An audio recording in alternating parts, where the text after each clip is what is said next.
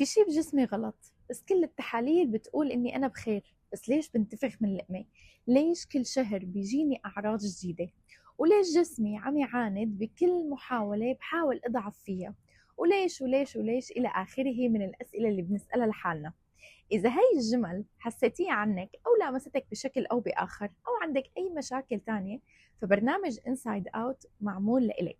كل ثلاثة وخميس على قناتي باليوتيوب رح نفهم سوا شو عم يصير بهالجسم من الداخل، مو من الميزان ولا من الدايت، لنوصل للشكل الخارجي.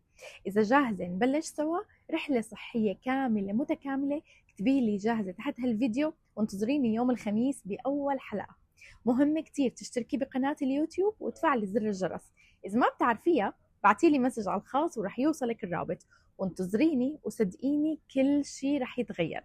ولا تنسي تتابعي صفحة الانستغرام لأنه كمان رح تساعدك كتير بطريقك للصحة.